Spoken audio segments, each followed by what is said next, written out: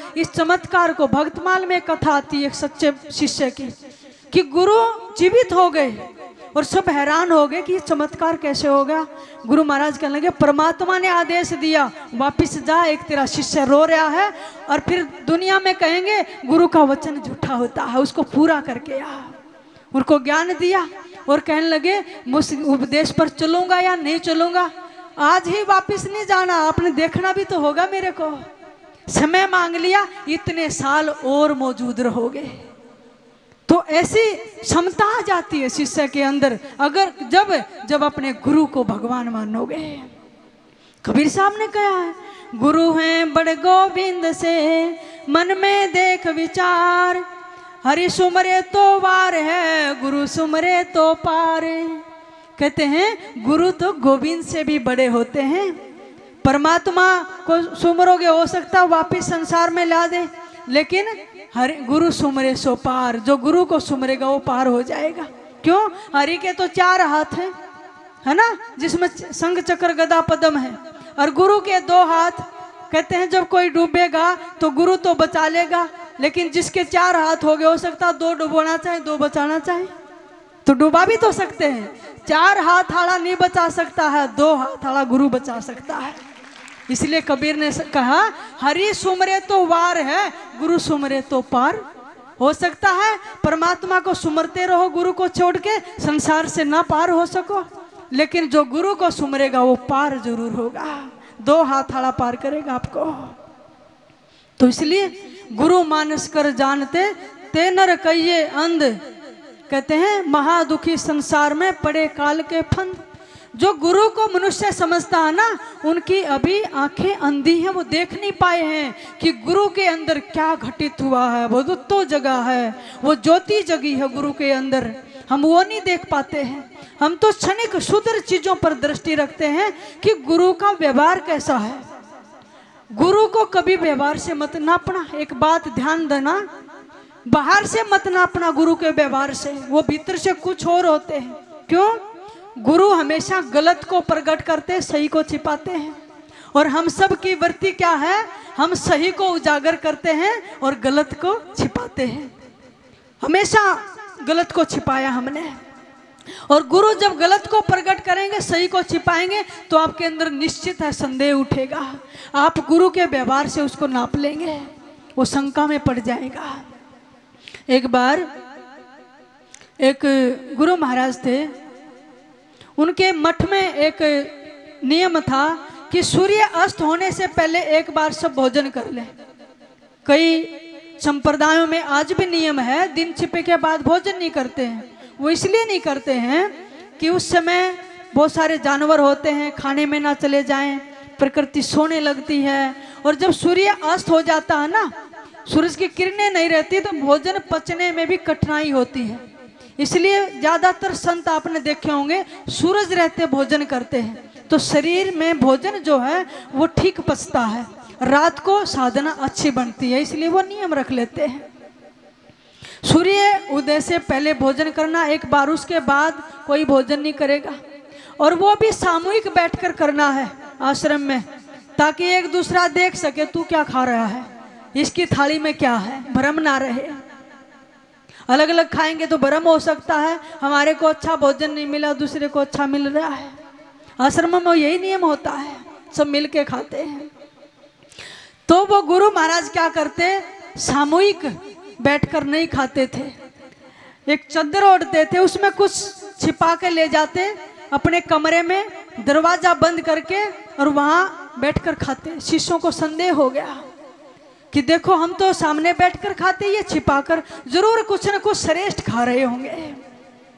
उस नगर के राजा भी शिष्य थे, बात वहां तक भी पहुंच गई कि देखो गुरु दूसरों को उपदेश ये करते हैं और आप स्वयं छिप के खाते हैं, सबसे अच्छा खाते हैं। तो राजा को भी शंका हो गई, धोखा दे रहा, जाकर देखेंगे। अंधेरे में छिपकर बैठ गए, और वो भी दिन छिपे बाद खाते, रात को। हमारे को तो कहा सूर्य रहते खाना है, ये रात को खा रहे हैं, और वो भी छिपा के, और वो भी अकेले में। आज तो जरूर देखेंगे, अगर ये धोखा होगा, पाखंड होगा, तो आज मार देंगे, हत्या करेंगे। तलवार लेकर चले गए राजा, और साथ में गुरु महाराज के शिष्यों को। देखा बगल में कुछ छिपा कर ले गए चादर में, भीतर गए, दरवाजा बंद कर लिया, लेकिन एक छोटा सा झरोखा बना लिया था। राजा ने शिष्यों के साथ इसमें से देखेंगे। अब गुरु तो गुरु ठहरे, उस खिड़की की तरफ से पीट करके बैठ गए। दिखे ना, चादर हटाई, सामने रखा, प्रणाम करने लगे। कोई भी संत होगा, अन्न को अन्नम ब्रह्म, अन्न ब्रह्म का रूप है। जब भी आपकी थाली में भोजन आए सबसे पहले नमस्कार करो। तद्यम वस्तु गोविंदम तुभ्यमेव समर्पये। हे प्रभु, ये आपका दिया है और आपको ही समर्पित है। ये मत खाओ मैं खाऊंगा, भीतर परमात्मा बैठा है, इस भाव से खाओ, आपने दिया है और आप ही भोग लगा रहे हैं। लेकिन हम ऐसे नहीं खाते, हम भोग लगाते हैं। जीभ लगाती है अच्छा बना या नहीं बना, और कई बार तो समर्पण भी नहीं करते भगवान के, बस आया और खाने लग गए। वो अन्न जो बिना भगवान के समर्पित किए खाया जाता है, तन्मयता से नहीं खाया जाता है, अलग अलग विचार से खाया जाता है, वो भीतर संतुष्टि नहीं देता है। तरह तरह के विचार आएंगे, क्रोध आएगा, अच्छे से नहीं पचेगा, पेट खराब हो जाएगा। जो भगवान के समर्पित करके और उसका प्रसाद समझ के जब आप खाते हैं, वो रस बनता है और वही रस परमात्मा की प्राप्ति में सहायता करता है। बहुत बड़ा रहस्य है इस बात के पीछे। इसलिए सभी संत जल लेकर आचमन करते हैं कि पता नहीं ये अन्न कहाँ कहाँ से होकर आया है। एक किसान ने बीज बोया ना, हल चलाया, जब हल चलाया तो पता नहीं कितने जीवों की हत्या हुई थी। एक हड़ाई सेंस सलाई, पलड़ा बैंस बजावे, कोठे माई नाच गाल के कोरा काल बनावे। और फिर काटते समय, सींचते समय कितने जीव मरे, तो वो अन्न में पाप भी तो है।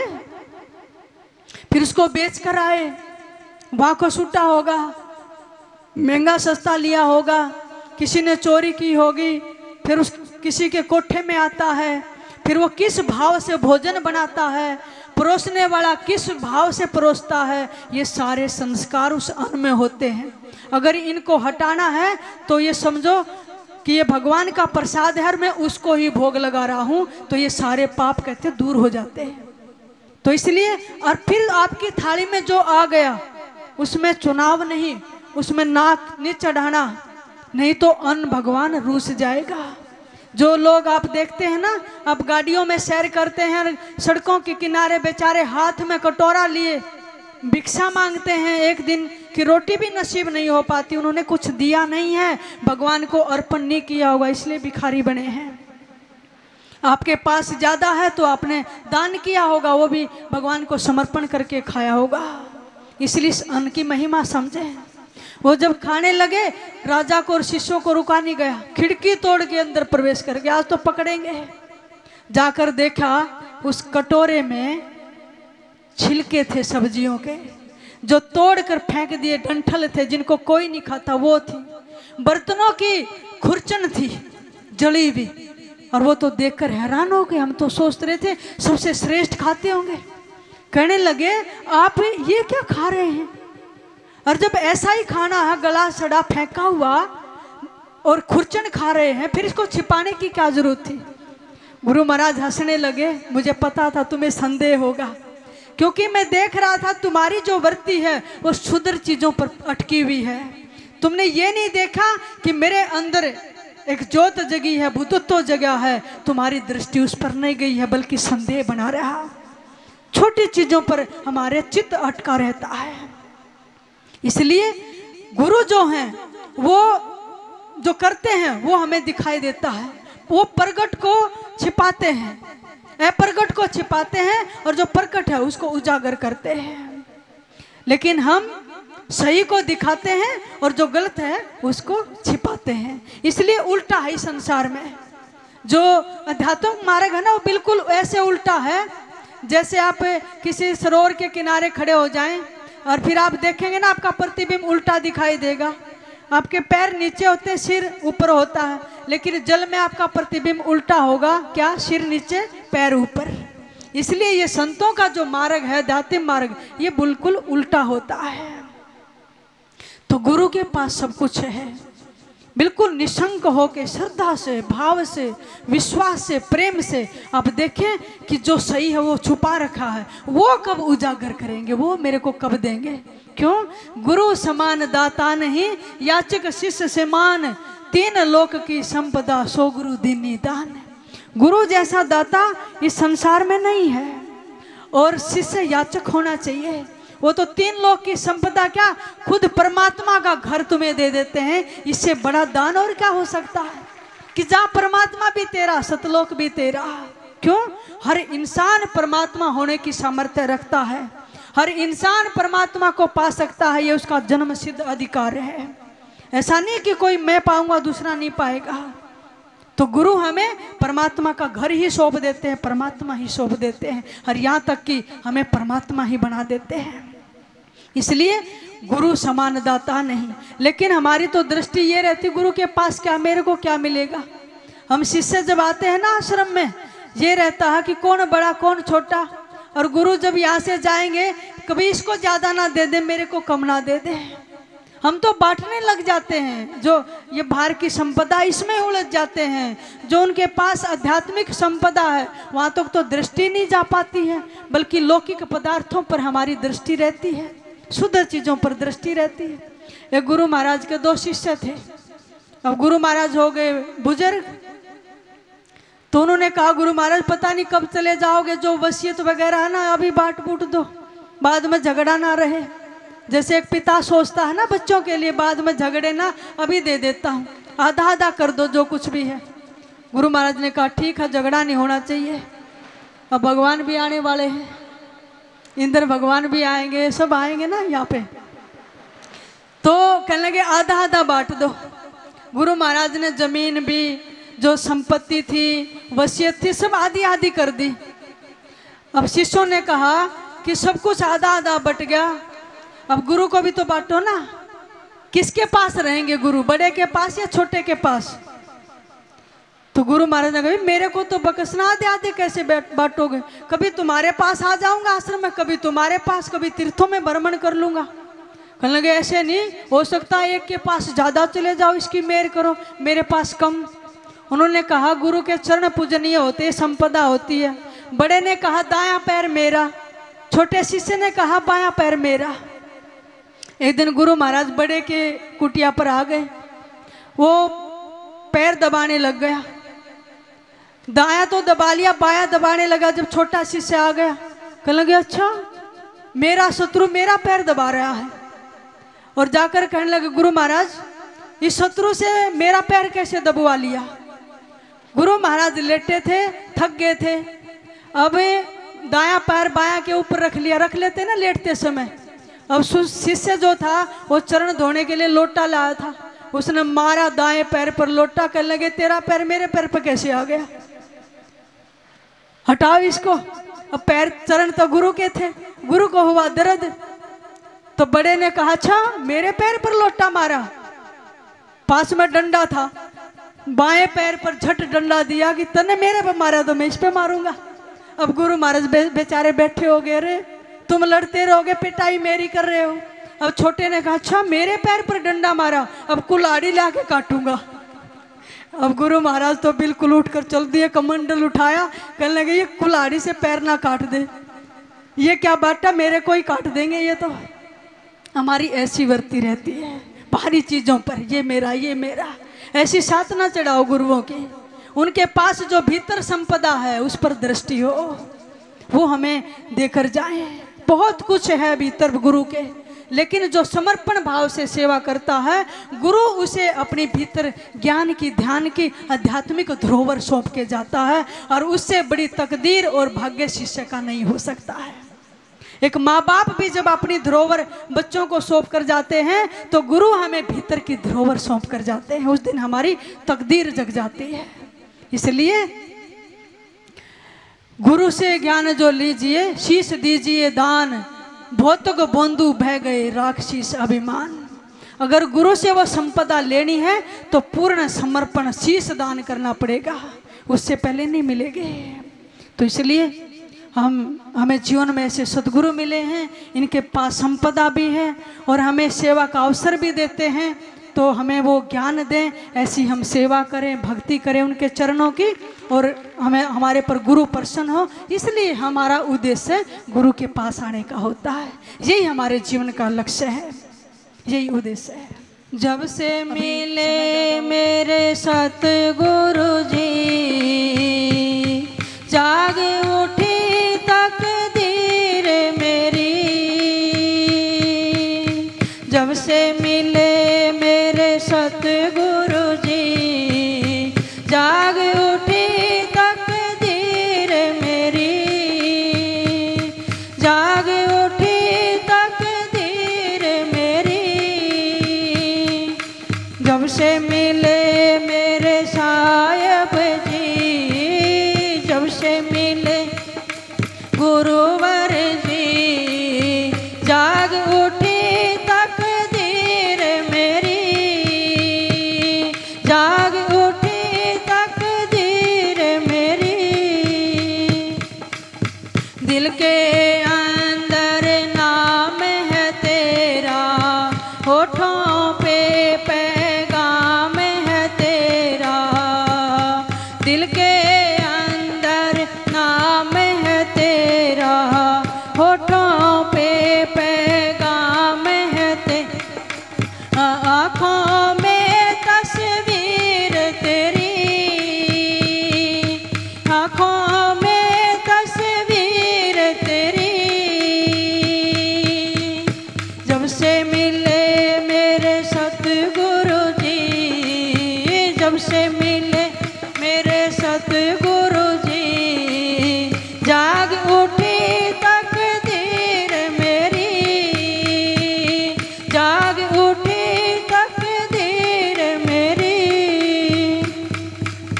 सारे जग का पालक है तू, मेरे मन का मालिक है तू।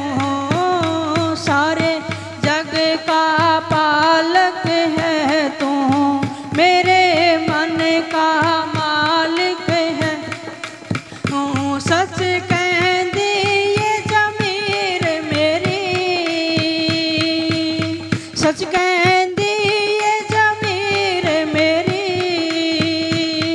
जब से मिले मेरे सतगुरु जी, जब से मिले मेरे सतगुरु जी, जाग उठी तकदीर मेरी। जाग उठी तकदीर। ये अब दुनिया से मुख मोड़ लिया है, गुरु चरणों में चित जोड़ दिया है। अब दुनिया से मुख मोड़ लिया है, गुरु चरणों में चित जोड़ दिया। दूर हो गई है सब पीड़ मेरी, सब दूर हो गई पीड़ मेरी। जब से मिले मेरे सतगुरु जी, जब से मिले मेरे साहिब, ये जाग उठी तकदीर मेरी। जाग उठी तकदीर मेरी। तुम ही सुंदर श्याम परा है, जीवन का तू उजियारा है।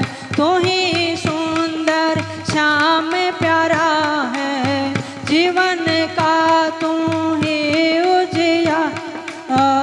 सब करती माप तकसीर मेरी, सब करती माप तकसीर मेरी।